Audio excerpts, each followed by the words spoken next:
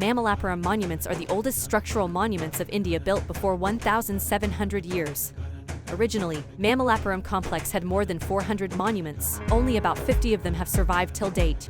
The most famous shore temple of Mahabalipuram was the worst hit during the 2004 tsunami. However, the strong structure survived the catastrophe with the least damage to its structure and beauty. The mighty tsunami waves heaped the sea sand on the temple. Later, when the sand was uncovered, a few more sculptures that were hidden in the sand before the tsunami were discovered. These monuments bear testimony to the incredible talents of the rulers and artisans who made them. The UNESCO has declared Mamallapuram a cultural heritage place, especially highlighting the three monuments, namely Descent of the Ganges, Pancharathas and Shore Temple.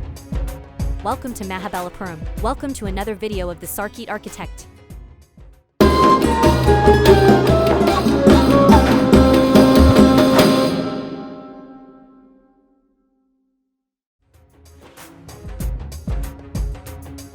Mamallapuram or Mahabalipuram in Tamil Nadu is a temple of art, created by the Pallava rulers. It is a virtual treasure trove of sculpture and architecture. It is a shining example of Dravidian culture and of the ancient civilization of the Tamil.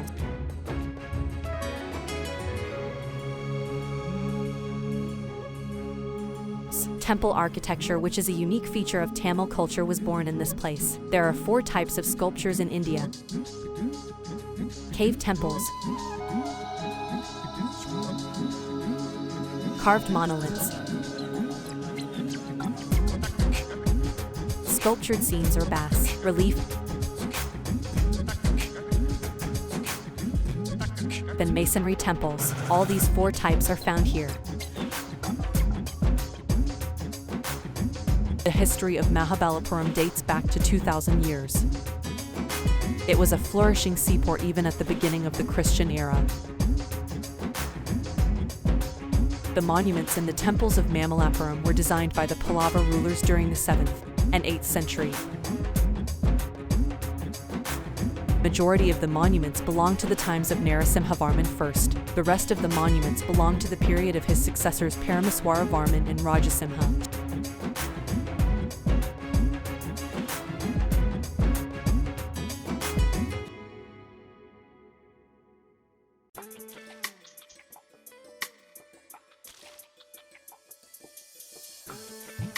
The shore temple is located on the beach, and if local lore is to be trusted, it is the one surviving structure of the legendary 7 pagodas. Despite continuous erosive effects of the moist and salty sea air, the shore temple preserves its beauty in many parts. Built between 700 and 728 CE during the reign of Narasimhavarman II, this is indeed a remnant of a larger complex of temples and civil structures, much of which lie under the depth of the sea now.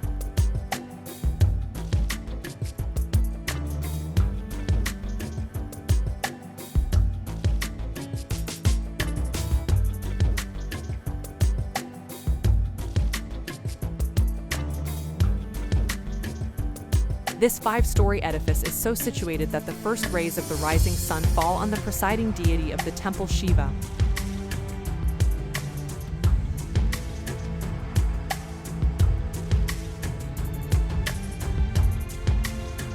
Visitors enter the premises through a barrel-vaulted gopuram. The shikhara of the actual shrine resembles a pyramidal structure, like other remarkable structures at Mahabalipuram. This too is embellished with intricate bas-reliefs.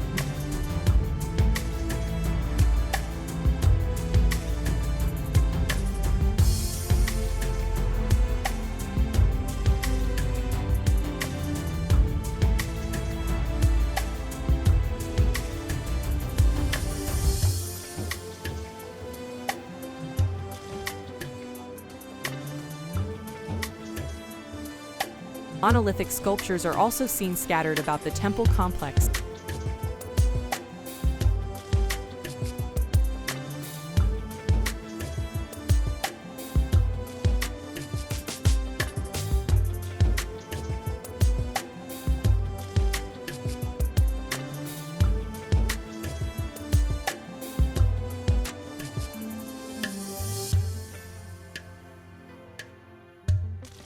Pancharatha, the 5 chariots, is an architectural ode to Mahabharata's 5 Pandava brothers Yudhishthir.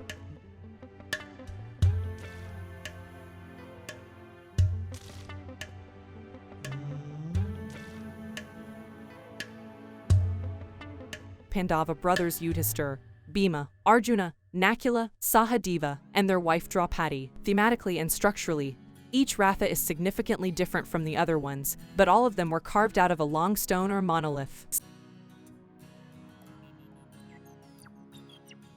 Spread over 1 to 3 stories, their forms vary from square to apsidal. The walls of these ancient edifices are decorated with bas-reliefs and murals.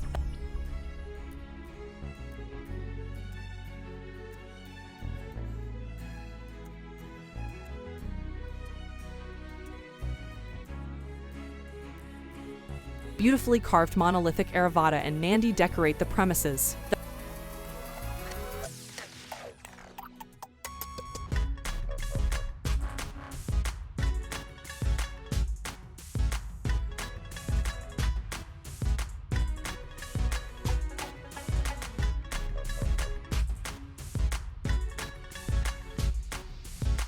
Though originally meant to be places of worships, these were never consecrated and used actively for any sacred rites.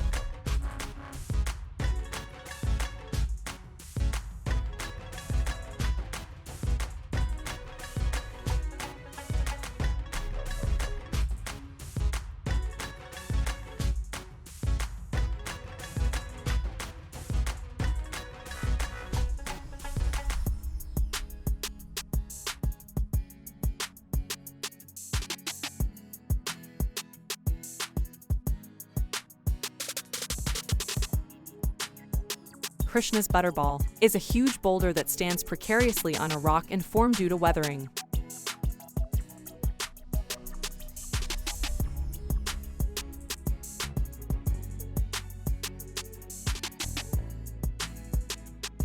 It is named so after the prodigious fondness for butter of Lord Krishna.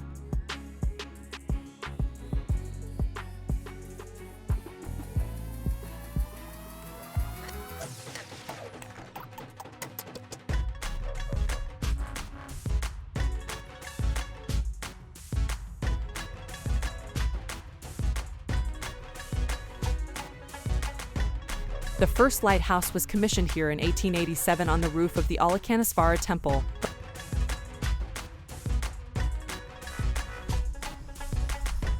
The lighthouse, with a circular masonry tower made of natural stone, became fully functional in 1904.